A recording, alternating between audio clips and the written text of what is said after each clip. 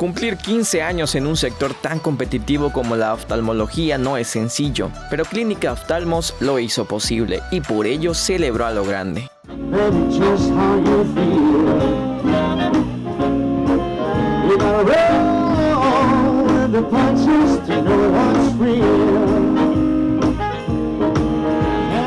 La clínica inició como un espacio de atención oftalmológica general que con los años se especializó en brindar atención de segundo y tercer nivel.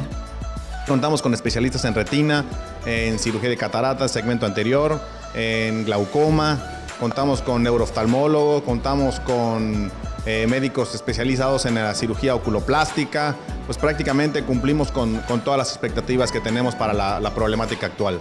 La atención, la precisión y la variedad de especialidades oftalmológicas han permitido que Clínica Oftalmos sobresalga. Le hemos hecho una remodelación, una reformación completa, actualización con equipos nuevos.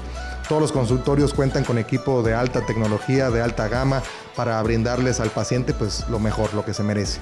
Aparte, contamos con 3 quirófanos, un quirófano de segmento anterior, es decir, para catarata, un quirófano para retina y un segmento para oculoplástica, es decir, párpados, anexos oculares, cirugía de párpados estética o de cualquier índole.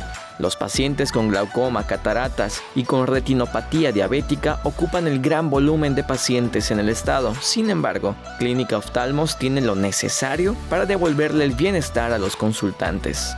En Clínica Oftalmos, las cirugías son exitosas, lo cual brinda confianza y tranquilidad para quienes desean recuperar su salud visual. La clínica especializada se ubica en la calle 19, número 201, entre 20 y 22 García Ginerés, enfrente del Parque de las Américas. Con imágenes de Manuel Aque, César Gómez, Teleyucatán te informa. Teleyucatán te informa, lunes a viernes, 8 de la noche. Síguenos.